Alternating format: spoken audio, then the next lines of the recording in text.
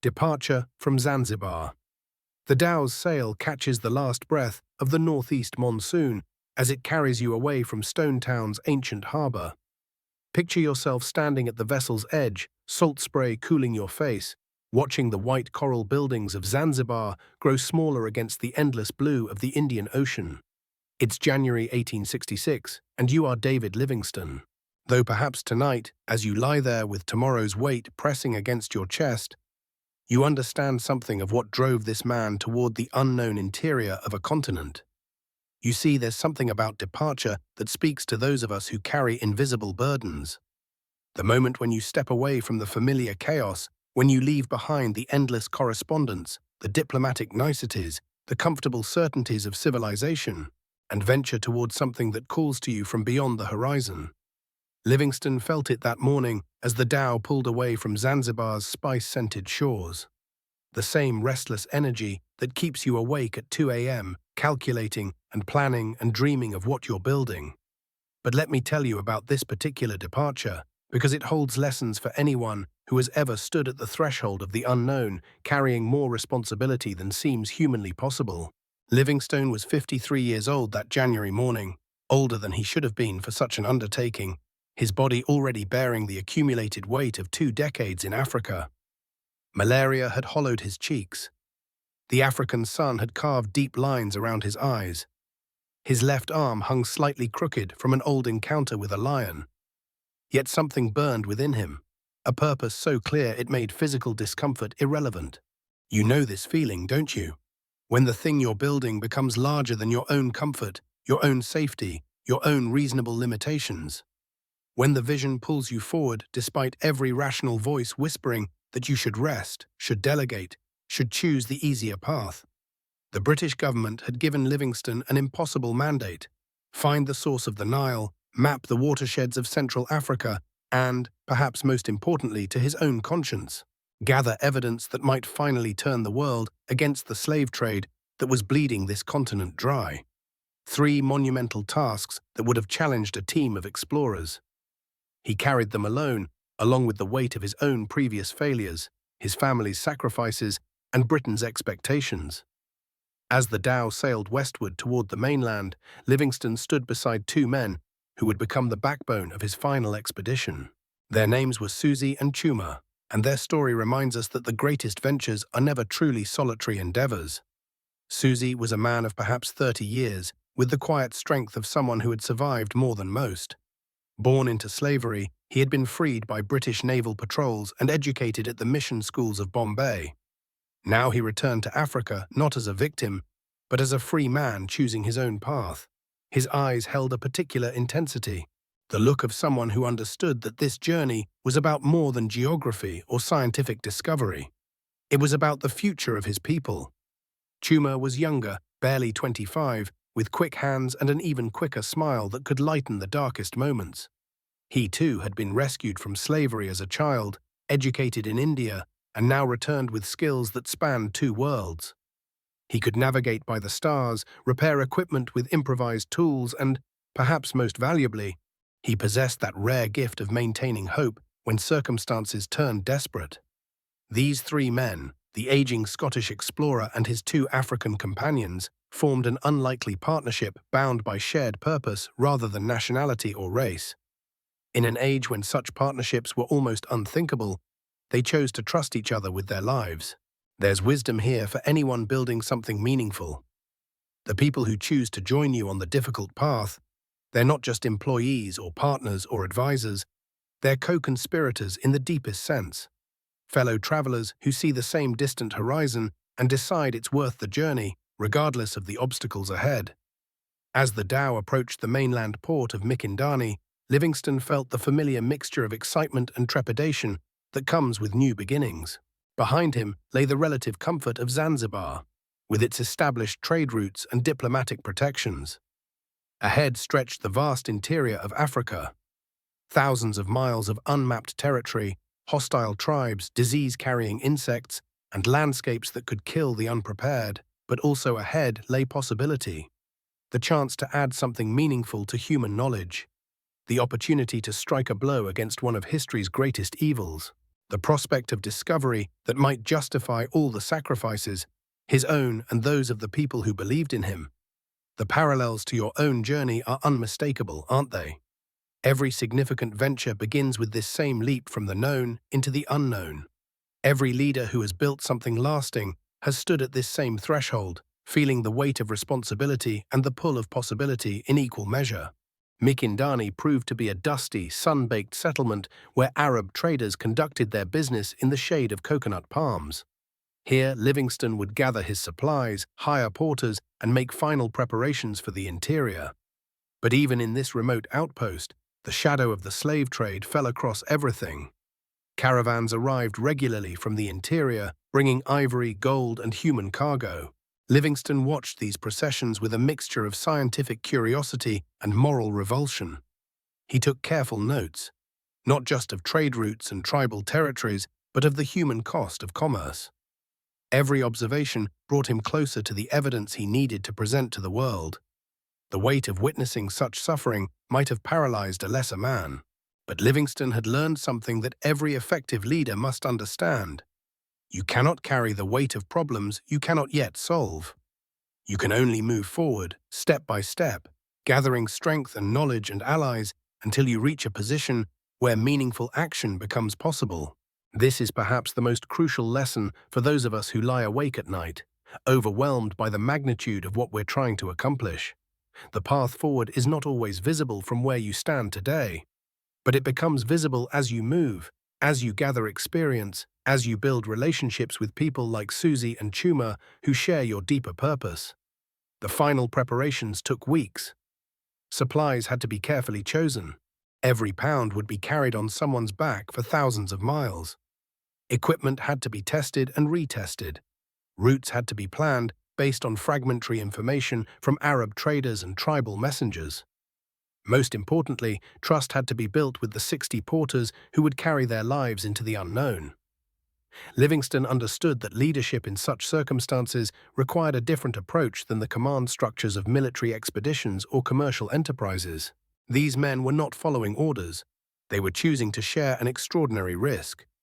Their loyalty had to be earned daily through fair treatment, shared hardship, and demonstrated competence.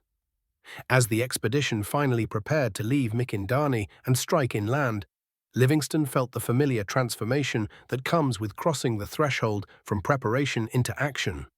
The months of planning, the diplomatic negotiations, the careful accumulation of supplies, all of that fell away, leaving only the essential elements: purpose, companions, and the path ahead. The morning of departure dawned clear and still. The porters shouldered their loads with practiced efficiency. Susi and Chuma made final checks of the scientific instruments and medical supplies.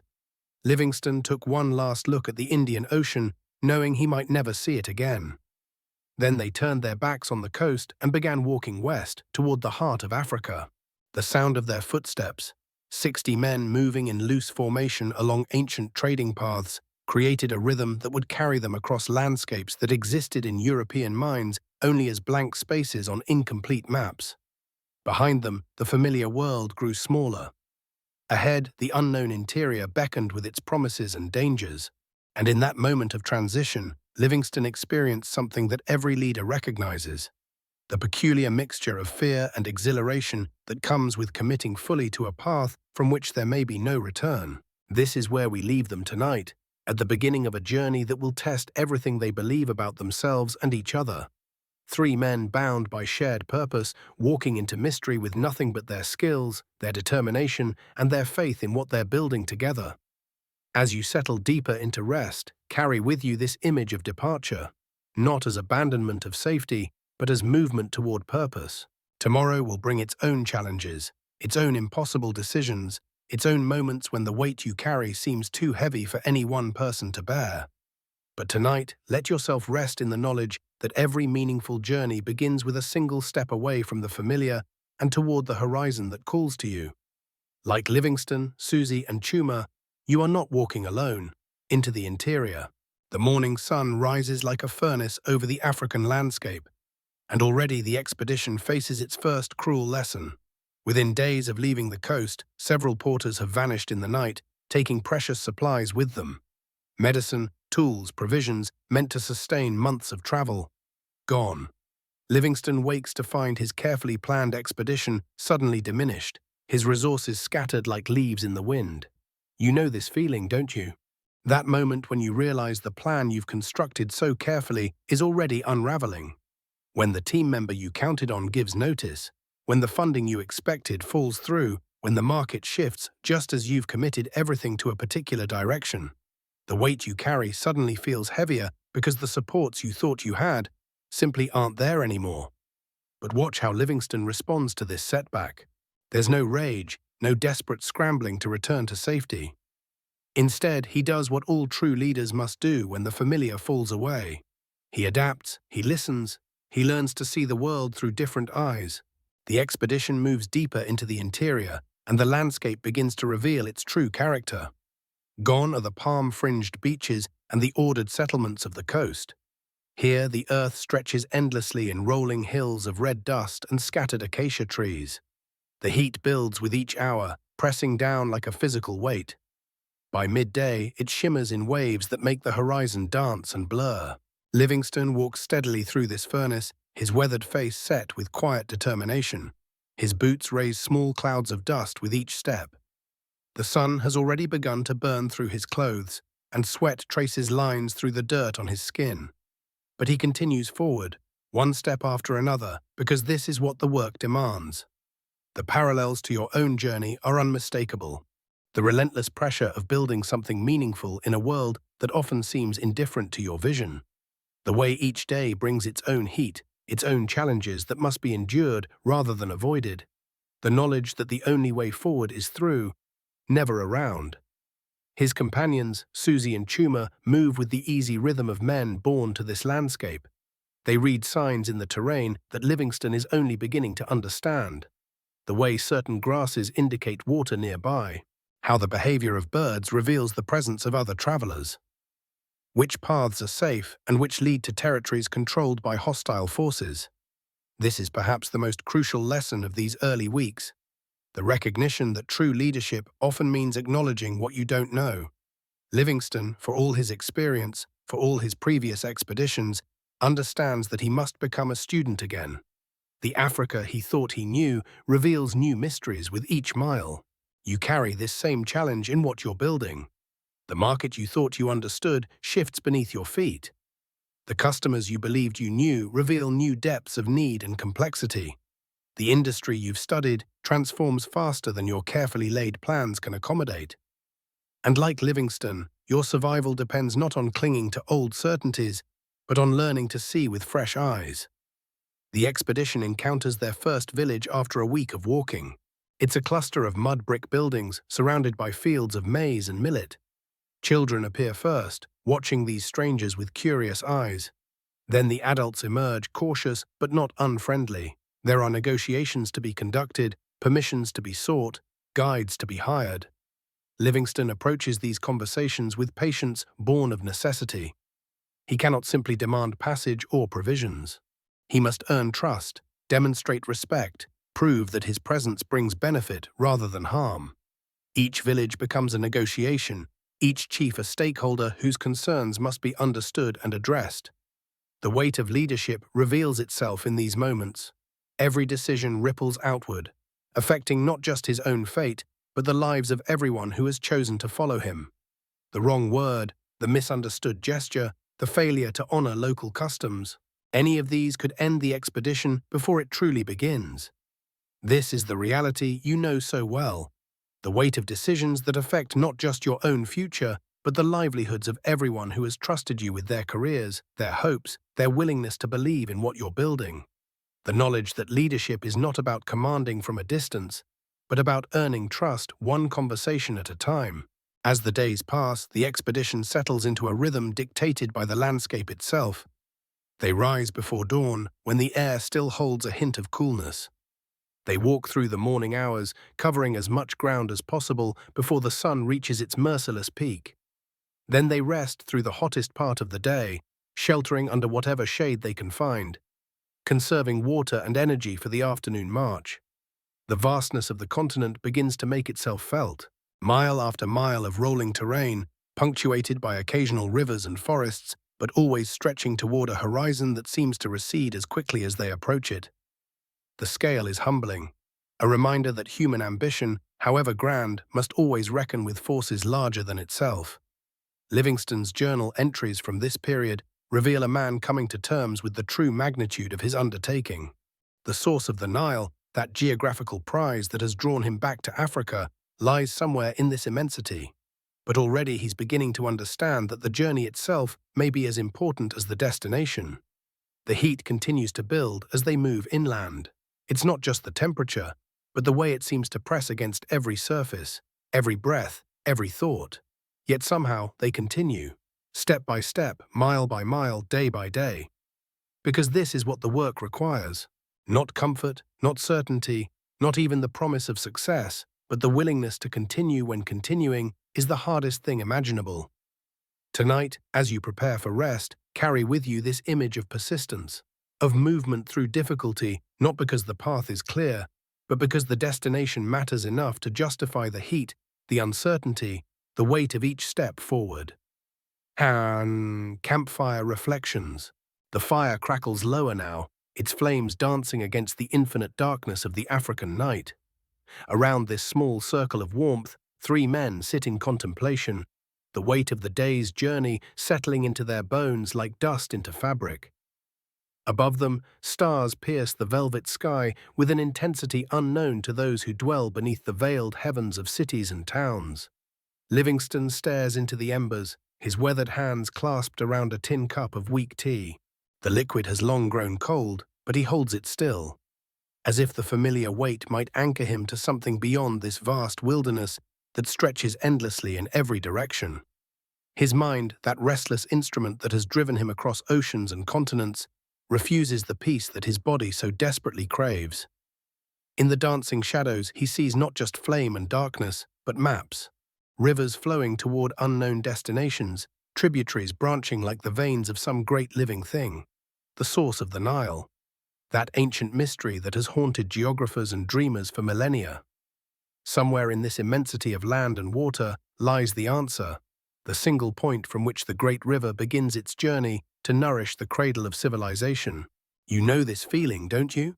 This sense of pursuing something just beyond reach, something that feels simultaneously impossible and inevitable. In the quiet hours when the urgent demands of the day finally release their grip, your mind turns to that larger vision, the thing you're building that extends beyond quarterly reports and daily fires. The source from which everything else flows. Across the fire, Susi tends to their meager supplies with the methodical care of someone who understands that survival depends on small attentions. He sorts through their remaining trade goods, the cloth and beads that serve as currency in this economy of trust and negotiation.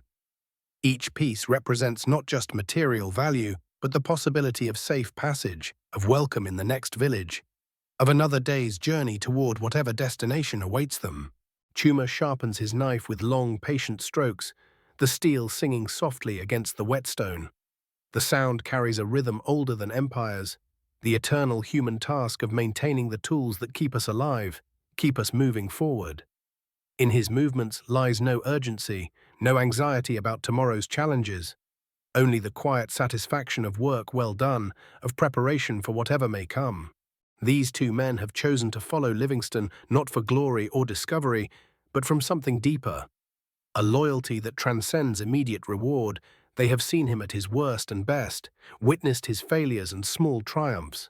They know the cost of this obsession with unmapped rivers and unnamed lakes. Yet they remain. How rare such loyalty becomes when the path grows difficult. How precious are those who stay, not because the journey promises easy rewards, but because they believe in where you're trying to go, even when you yourself sometimes doubt the destination. Livingstone pulls out his journal, its leather cover worn smooth by countless handling. By firelight, he writes, not the careful observations that will one day reach the Royal Geographical Society, but the private thoughts that a man carries when he is far from everything familiar. The words come slowly, each sentence carved from the day's experiences, like water wearing channels in stone. The country continues to surprise, he writes. What appears barren from a distance reveals hidden abundance to those willing to look closely. The people here possess a knowledge of the land that humbles my maps and instruments. I begin to understand that I am not discovering so much as being taught, if I have the wisdom to remain a student. The admission costs him something. This man who has been celebrated in London drawing rooms, who has addressed the Royal Society and been received by ministers and merchants. Here he acknowledges the limits of his expertise. The maps he carries, drawn by the finest cartographers in Europe, prove woefully inadequate against the reality of seasonal rivers, shifting trade routes, and the complex politics of tribal boundaries. Perhaps you recognize this humbling too. The moment when your carefully constructed plans meet the complexity of actual human needs and desires. When the market research and strategic frameworks reveal their limitations against the messy reality of building something real. The choice between clinging to what you thought you knew or opening yourself to what the situation is trying to teach you. The fire burns lower, and Susi adds another piece of wood, precious fuel that must last until dawn. The flames leap higher for a moment, casting new shadows, revealing new angles of their small camp. In this brief flare of light, Livingstone sees his companions' faces clearly. The lines of fatigue, yes, but also something else. A quiet determination that matches his own. They do not share his obsession with geographical discovery. The source of the Nile means nothing to their daily lives, their families back home, their own dreams and ambitions. Yet they understand something perhaps more important, that some journeys must be completed not because they promise reward, but because they represent the fullest expression of human possibility. To turn back now would be to accept that the weight of difficulty outweighs the pull of purpose. That comfort matters more than contribution. That the known, however limited, is preferable to the unknown, however promising. As the night deepens around them, each man settles into his own thoughts. Livingstone returns to his maps, tracing possible routes with a finger worn rough by years of such planning. Susi checks their water supply one final time, calculating the distance to the next known source. Chuma banks the fire, ensuring it will provide warmth through the cold hours before dawn. 3 different approaches to the same fundamental challenge. How to continue when continuation requires everything you have to give. How to maintain hope when the evidence suggests that hope might be foolishness. How to lead and follow and simply endure when the only certainty is uncertainty itself. The African night embraces them with its vast indifference, neither hostile nor welcoming, simply present in all its immensity. Tomorrow will bring new challenges, new choices, new tests of their resolve. But tonight, around this small fire, they have found something precious. The peace that comes from knowing that whatever tomorrow demands, they will face it together. In that knowledge lies a strength that no hardship can diminish. Lakes Mweru and Bangweulu, that strength would be tested in ways Livingstone could scarcely imagine as the months turned to years, and the familiar rhythms of travel gave way to something deeper, more profound. The interior of Africa was revealing itself not as a puzzle to be solved, but as a living testament to patience itself. By 1867, nearly 2 years into his journey, Livingstone found himself standing on the shores of Lake Mweru, a body of water so vast it seemed to merge with the sky at its distant edges. The local people called it the Lake of Peace, and watching the morning mist rise from its surface, he understood why. Here was water that had reflected countless sunrises, witnessed the passage of generations, held secrets in its depths that no European eye had ever glimpsed. You know this feeling, don't you? Standing before something so much larger than yourself that your daily concerns seem to dissolve into perspective. The weight you carry, the urgent decisions that keep you awake, they don't disappear, but they find their proper place in the vastness of what you're truly building. Susi and Chuma moved with quiet efficiency along the shoreline, their knowledge of these waters evident in every gesture. They spoke with the local fishermen in languages Livingstone was still learning to understand, negotiating passage, gathering information about the waters ahead. He watched them work and marveled again at how leadership so often meant knowing when to follow, when to trust the wisdom of those who had walked these paths before you. The lake stretched before them like an inland sea, its waters sometimes mirror calm, sometimes whipped by winds that seemed to carry voices from across the continent. They would spend days navigating its edges, mapping coastlines that had never appeared on any European chart, documenting the intricate relationship between water and land that sustained entire communities. But it was at Lake Bangweulu where the true test began to reveal itself. Bangweulu, the name itself meant where the water meets the sky, and standing on its marshy shores, Livingstone felt he had reached the edge of the known world. This was not a lake in any conventional sense, but a vast wetland that shifted with the seasons. Sometimes water, sometimes land, always something in between. A place that defied the neat categories his Victorian mind wanted to impose upon it. Here, among the endless reed beds and shifting channels, illness found him again. The fever that had been his companion for years returned with renewed force, leaving him weak and disoriented for days at a time. There were mornings when he could barely lift his head from his makeshift pillow. Afternoons when the simple act of writing in his journal required enormous effort. You understand this kind of exhaustion, don't you? Not the tiredness that comes from a hard day's work, but the deeper weariness that settles into your bones when you've been carrying responsibility for too long. When the weight you bear begins to feel not just heavy, but impossible to set down. Yet even in his weakness, Livingstone continued to observe, to document, to push forward with the methodical patience that had brought him this far. His handwriting, usually so precise, became shaky and uncertain. His measurements, typically exact, carried the tremor of hands that struggled to hold steady. But he persevered, driven by something deeper than physical strength. The local people of Bangweulu watched this strange white man with a mixture of curiosity and concern. They had seen travelers before, but none quite like this. None who seemed so determined to understand their world not just as visitors, but as students. Some offered help, herbal remedies for his fever, guidance through the treacherous waterways, stories about the seasonal rhythms that governed life in this watery wilderness. Others maintained their distance, uncertain what to make of this expedition that moved so slowly, documented so carefully, asked so many questions about things that seemed obvious to anyone who had grown up among these reeds and channels. Livingstone felt their uncertainty, their cautious hospitality, their quiet judgment of his methods and motivations. The isolation was profound, not just physical but cultural, the growing awareness that he was perhaps too far from home, pursuing goals that made sense to him but might seem incomprehensible to others. In the evenings, when the fever subsided enough to allow clear thought, he would sit with Susi and Chuma beside whatever fire they could manage in the damp landscape. The conversations were different now, more sparse, weighted with unspoken concerns. His companions had signed on for an expedition, not a pilgrimage into the unknown reaches of endurance. Yet they remained. Day after day, as Livingstone's condition fluctuated between determination and delirium, they remained, not out of duty alone, but from something deeper, the recognition that what they were attempting together had taken on a significance beyond any of their original intentions. The beauty of Bangweulu was undeniable, even through the haze of illness and exhaustion. Sunset painted the endless waters in shades of gold and crimson that seemed to set the very air on fire. Dawn brought mists that transformed familiar landmarks into ghostly suggestions of themselves. Birds moved in vast formations across skies so wide they seemed to curve at the edges. But beauty, Livingstone was learning, could be as demanding as any hardship. It required something of the observer, a kind of presence that was difficult to maintain when every breath was a conscious effort, every step a negotiation with a body that wanted nothing more than rest.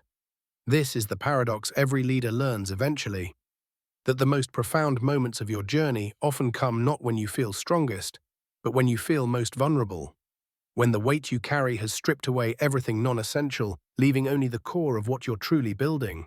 In the vast wetlands of Bangweulu, surrounded by beauty that defied description and challenges that tested every assumption about his own limits, Livingstone began to understand that some destinations can only be reached by those willing to be transformed by the journey itself. Hamcloud, encounters, and Ujiji. The transformation that comes through such journeys. It reveals itself not just in solitude, but in the countless encounters that shape us along the way. For Livingstone, emerging from the wetlands meant entering a different kind of navigation entirely. The geography of human connection. Each village brought its own delicate choreography of approach and negotiation.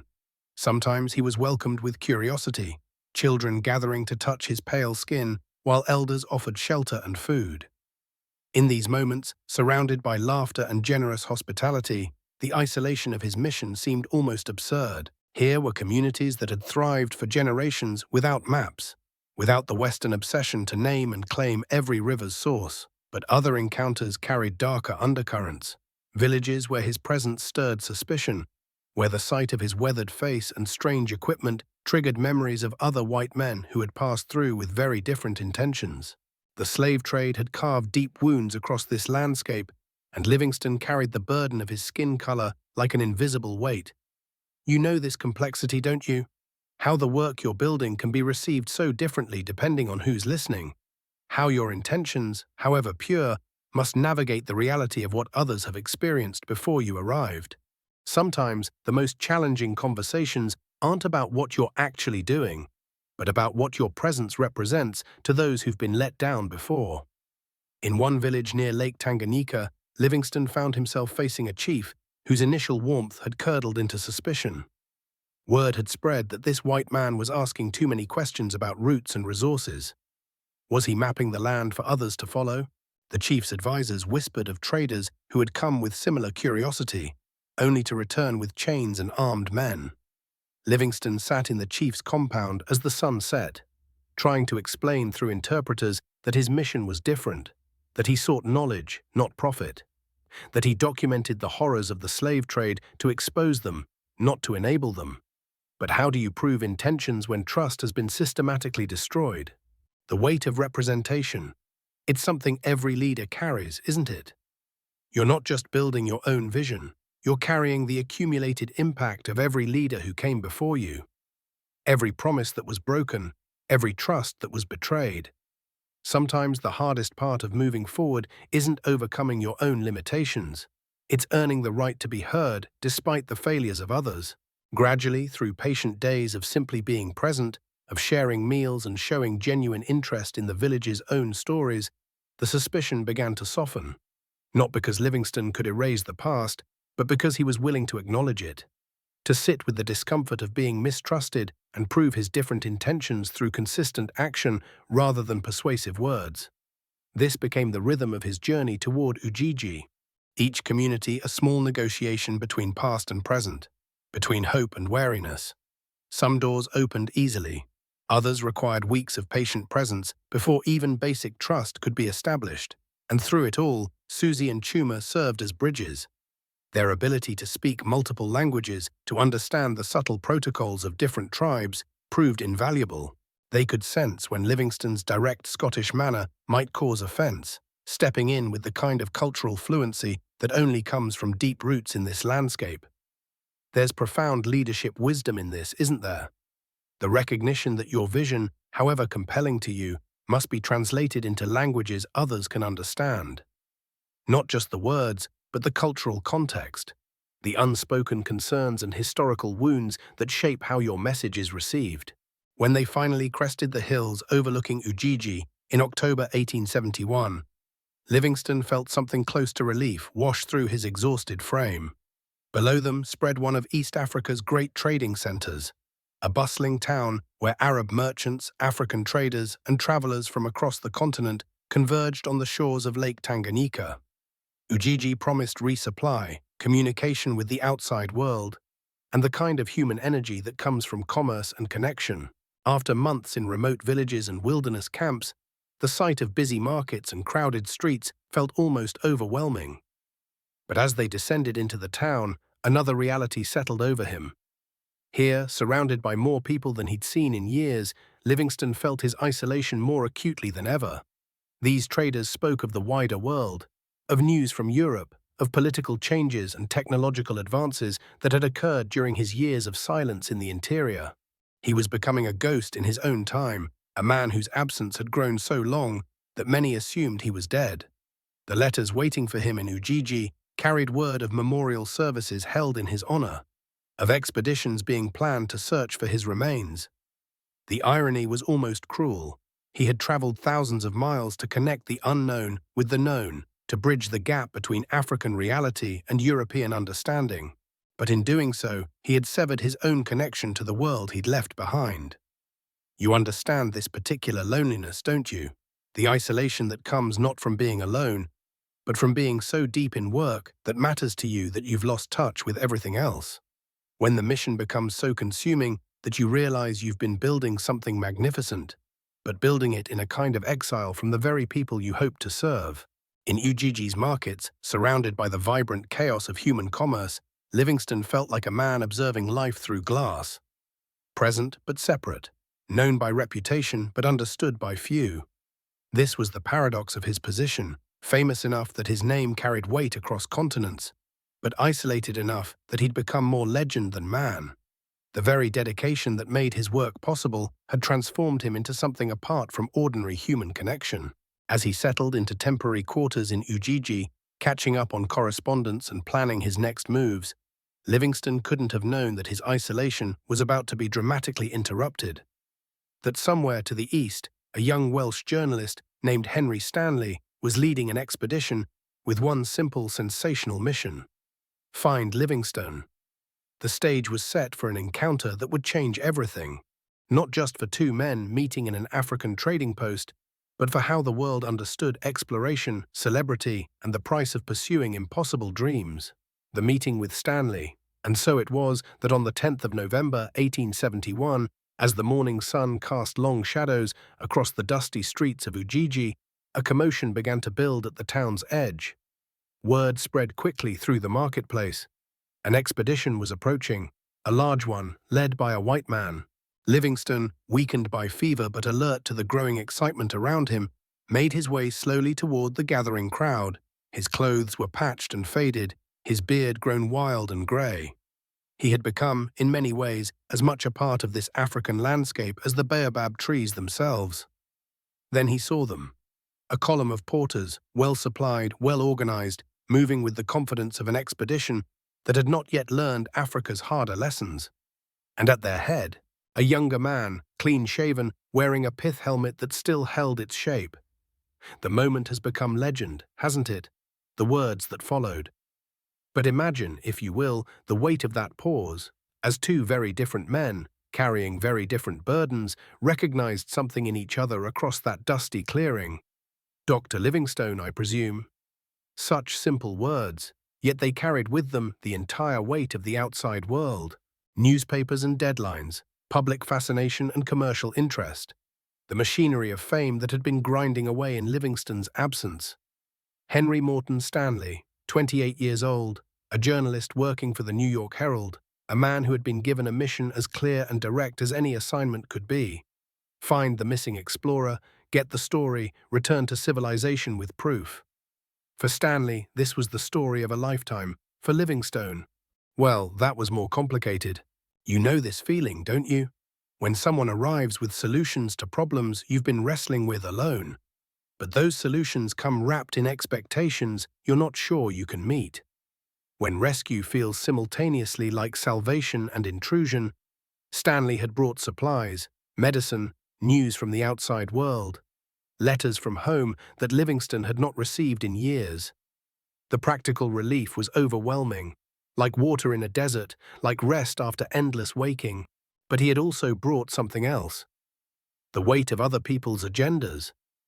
The two men spent the following months together, traveling, talking, sharing the intimate space that only expedition life can create.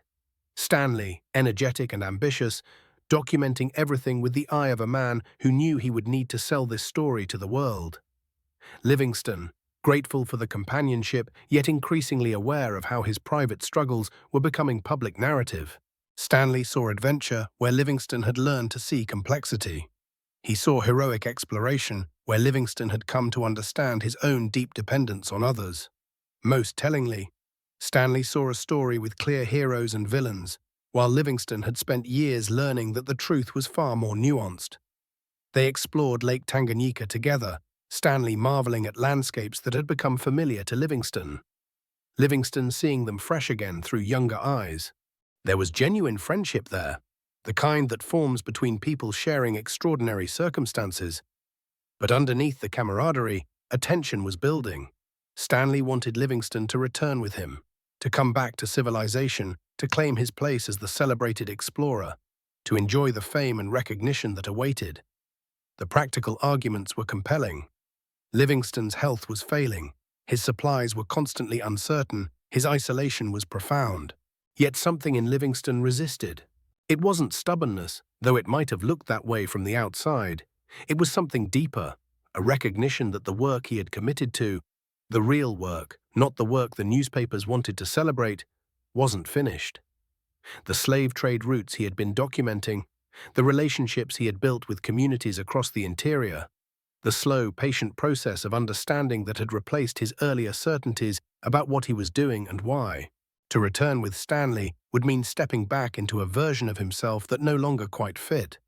The celebrated explorer, the Christian hero, the man with simple answers to complex questions, but to stay meant accepting continued hardship, continued uncertainty, continued isolation from everything he had once called home. You understand this tension, don't you?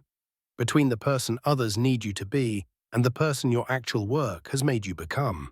Between the simpler story that would be easier to tell and the more complex truth you've learned to live with. Stanley, for his part, struggled to understand Livingstone's reluctance. Here was rescue, recognition, relief from years of hardship. Why wouldn't a reasonable person accept it gratefully? But Stanley was still thinking in terms of destinations. Livingstone had learned to think in terms of process. Stanley saw exploration as conquest. Livingstone had come to see it as relationship. Stanley measured success in discoveries claimed. Livingstone had begun to measure it in trust earned and understanding deepened. The conversations between them in those months they traveled together must have been extraordinary. Two men from the same culture, carrying similar educations and assumptions, yet having arrived at fundamentally different understandings of what they were doing in this place. Stanley would write later about Livingstone's dedication, his selflessness, his heroic commitment to his mission. But reading between the lines, you sense his bewilderment at choices that seemed to choose hardship over comfort, obscurity over fame, questions over answers. When the time came for Stanley to depart, and Livingstone chose to stay, the parting carried weight that went far beyond personal friendship. Stanley was returning to a world that was hungry for heroes, for simple stories, for adventures that ended in triumph. He would give them those stories and give them brilliantly. Livingstone was staying with questions that had no easy answers, work that offered no clear endpoint, relationships that demanded presence rather than achievement. Both men, in their way, were choosing integrity. Stanley to the mission he had been given and the world he served.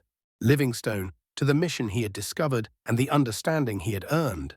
As you lie here tonight, carrying the weight you carry, building what you're building, perhaps you recognize something of both men. The pull toward the simpler story, the clearer metrics. The recognition that waits if you can just frame your work in terms others will understand and celebrate.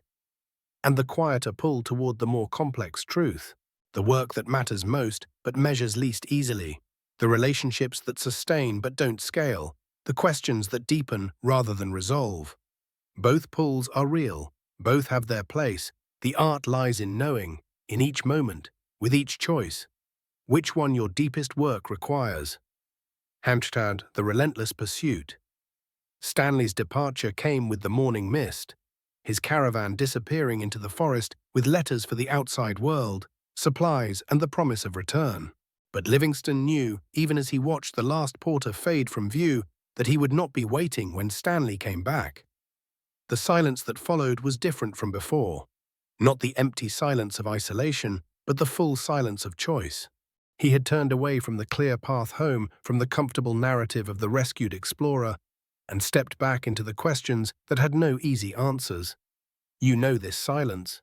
It comes after the investor meeting where you could have taken the safer terms, after the conversation where you could have said what they wanted to hear, after the moment when the easier path revealed itself and you chose the harder one instead. The silence that follows such choices carries its own weight. The weight of knowing you've committed yourself to something that others might not understand.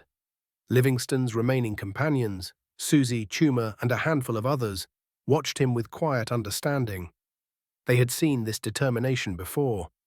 It was not the desperate drive of a man running from something, but the steady pull of someone walking toward what they knew they must complete. The mapping continued. Each day, Livingstone would rise before dawn, check his instruments, plot their position. His hands shook now.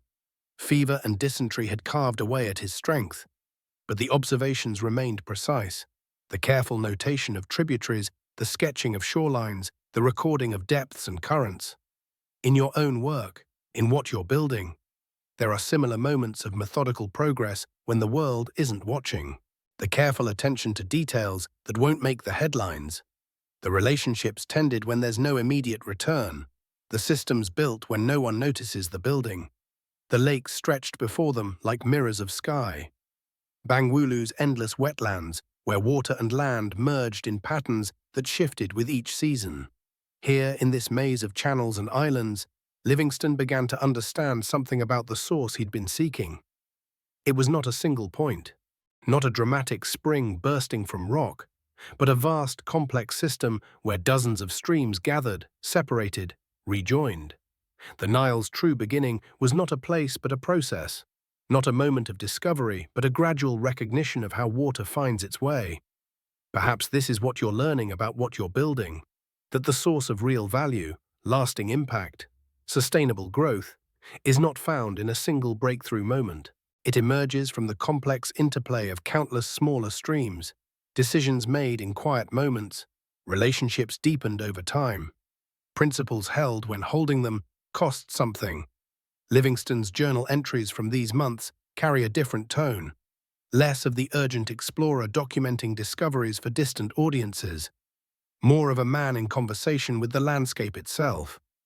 He wrote of the way morning light caught in the papyrus, the sound of fish eagles calling across still water, the patience required to read the subtle signs that marked safe passage through the swamps. His companions moved with increasing care around him. They could see what he perhaps could not, or would not, acknowledge. The fever was winning. Each day's journey grew shorter. Rest stops became longer. But still, each evening, he would spread his charts, make his calculations, plot their position with the same methodical precision. There is something profound in this persistence, this refusal to let deteriorating circumstances diminish the quality of the work. In your own leadership, you felt this tension. The pressure to cut corners when resources grow thin, to compromise standards when time runs short, to let urgent demands overwhelm the important work. But Livingstone's charts from these final months are among his most accurate, his observations most detailed. As if the approaching end had stripped away everything non-essential, leaving only the pure core of his purpose. The weight you carry has this same quality. It can crush, or it can clarify. The pressure can scatter your attention across 100 urgent tasks, or focus it on the few things that truly matter. The art lies in recognizing which effect you're allowing it to have. By March of 1873, Livingstone could barely walk. His companions constructed a simple stretcher, a kindness that he accepted with the grace of someone who had learned that receiving help was not defeat, but wisdom. They continued deeper into the wetlands, following water that might eventually find its way to the great river he had spent his life trying to understand. The irony was not lost on him. Here, seeking the source of life-giving water, he was slowly dying of diseases carried by water. Here, in the heart of the continent he loved, he was becoming more foreign to his own body each day. Here, pursuing the great question that had driven him for decades, he was running out of time for answers. But perhaps this too was part of the source he'd been seeking.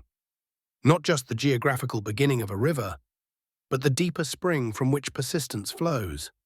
The place where dedication draws its water, the source of the determination to continue when continuation makes no rational sense. You tap this same source when you choose the longer path to build something sustainable rather than something quick. When you invest in people's growth, knowing the return may take years to materialize. When you hold to principles that cost you opportunities in the short term, but preserve your integrity for the long journey ahead. Livingstone's final camp was made on the shores of Lake Bangweulu, among the reeds and waterways where he had hoped to find answers. Instead, he found something else. A kind of peace with the questions themselves, an understanding that some pursuits are valuable, not for where they lead, but for how they change the one who pursues them. The source he had been seeking was not just out there in the landscape, but in here, in the quality of attention he had learned to bring to the search itself, in the relationships forged through shared difficulty, in the knowledge gathered not for its own sake, but for its service to something larger than himself. This is the source that feeds what you're building as well, not just the external resources, the funding, the market opportunities, the strategic advantages, but the internal wellspring of purpose that sustains you when external conditions grow harsh, the clarity about why the work matters, the commitment that runs deeper than circumstances, the understanding that some things are worth pursuing even when the pursuit itself becomes the reward. Twilight and rest, its service to something larger than himself. This is the source that feeds what you're building as well, not just the external resources, the funding, the market opportunities, the strategic advantages, but the internal wellspring of purpose that sustains you when external conditions grow harsh. The clarity about why the work matters, the commitment that runs deeper than circumstances, the understanding that some things are worth pursuing even when the pursuit itself becomes the reward. In those final months, as the rains of 1873 transformed the wetlands around Lake Bangweulu into a vast mirror reflecting endless sky, Livingstone found himself moving through a landscape that seemed to exist at the very edge of dreams. The boundaries between water and land dissolved in the morning mist, between effort and acceptance, between the man he had been and the purpose he had become. Each day brought him deeper into country that few outsiders had ever seen, where the very act of witnessing felt like a form of prayer. Susi and Chuma moved beside him with the quiet grace of those who understand that some journeys cannot be hurried. They had learned to read the subtle signs in his movements, the moments when his strength ebbed like the tide, the careful way he gathered himself each morning to continue what had become less a search for geographical coordinates and more a pilgrimage toward understanding. Their loyalty had evolved beyond duty into something approaching reverence, not for the man himself, but for what the man carried. The weight you carry has this same quality, doesn't it? This sense that what you're building extends beyond your own ambitions into territory that feels almost sacred. The late nights and difficult decisions, the constant navigation between competing demands, all of it in service to something that has grown larger than your original vision, something that now carries you as much as you carry it. The African landscape in those final months seemed to offer Livingstone a kind of absolution he had not known he was seeking. The endless papyrus swamps stretched toward horizons that shimmered with possibility, vast expanses where the earth's abundance revealed itself in countless forms. Flocks of ibis rose like white prayers against the blue. Fish-eagles called from the fever trees, and everywhere the patient rhythm of water finding its way toward distant oceans. He had stopped calculating distances with quite the same urgency. The measurements continued, the careful notations in his journal, the methodical documentation of what he witnessed. But the fever of discovery had given way to something deeper, a recognition that he was participating in a conversation between human curiosity and the world's infinite complexity. Each observation felt like a word in a language he was finally beginning to understand. There are moments in the life of what you're building when this same shift occurs, when the relentless push toward goals begins to transform into something more sustainable, more aligned with the natural rhythms of growth and change. When you realize that the work itself has been teaching you how to do it, that your organization or mission has developed its own wisdom that now guides your decisions as much as your original plans. Susi and Chuma watched over these final months with the tenderness of those who recognize something precious drawing toward completion. They prepared his meals with extra care, chose the most sheltered spots for their camps, and created small rituals of comfort that required no explanation. Their presence had become a form of sanctuary, a reminder that even the most solitary missions are sustained by bonds that transcend formal arrangements. In the evenings, when the three men sat beside their small fire listening to the night sounds of Africa, the distant splash of hippos, the rustle of reeds in the warm breeze, there was often no need for conversation. The understanding between them had deepened beyond words into something approaching communion. They were witnessing together the final chapters of a story that had consumed decades, and they each understood their role in seeing it through to its natural conclusion. This is perhaps the deepest gift that comes with carrying the weight you carry, the recognition that you are not carrying it alone. The people who have chosen to build alongside you, who have seen your vision clearly enough to make it their own, who show up not just for the victories but for the uncertain middle passages and the difficult endings. Their loyalty becomes a form of love that sustains you even when you cannot sustain yourself. As April turned toward May in 1873, Livingstone's steps grew slower but somehow more deliberate. Each morning required a greater effort of will to rise, to continue the methodical work of observation and documentation, to push deeper into the wetlands that seemed to hold secrets just beyond his understanding. But there was no desperation in this effort, no frantic grasping after elusive goals. Instead, a kind of peaceful determination, the rhythm of someone who has found their proper work and means to see it through. The landscape itself seemed to be offering him a kind of benediction. The great baobab trees stood like ancient sentinels, their massive trunks scarred by centuries of weather, but still reaching toward the light. The seasonal floods had created temporary islands of extraordinary beauty, small oases where the abundance of life revealed itself in concentrated form. Orchids bloomed in the fever trees, butterflies moved through the morning air like scattered thoughts, and everywhere the patient work of growth and renewal continued its eternal cycle.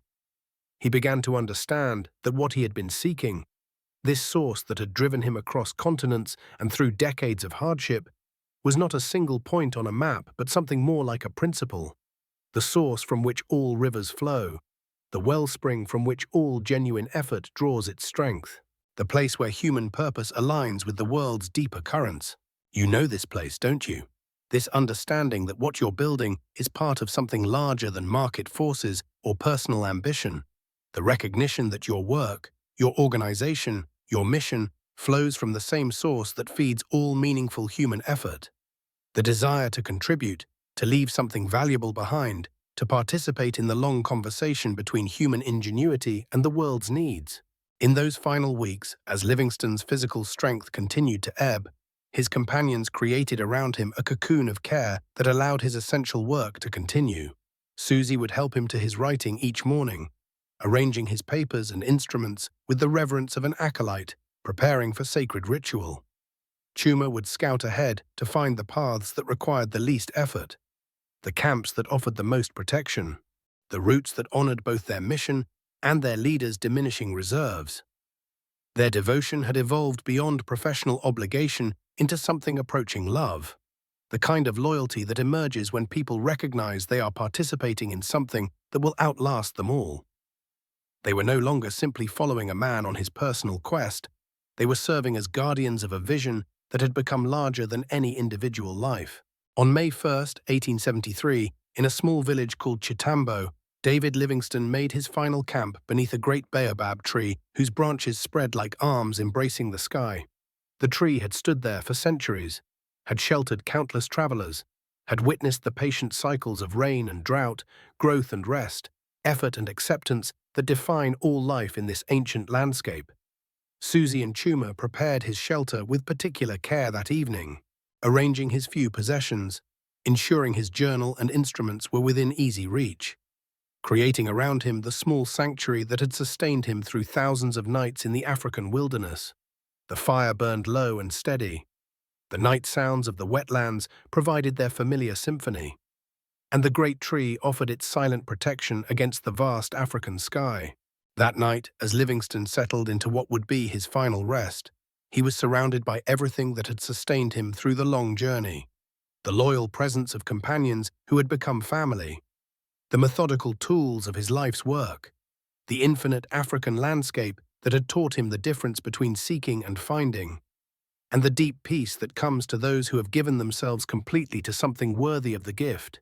This is where all true journeys lead, not to the dramatic moment of arrival, but to this quiet recognition that the work itself has been the destination, that the companions who walked beside you have been the treasure, that the landscape you crossed together has been the teacher you were seeking all along, and that the source you spent your life pursuing was always flowing through the very act of pursuing it, through the daily choice to continue.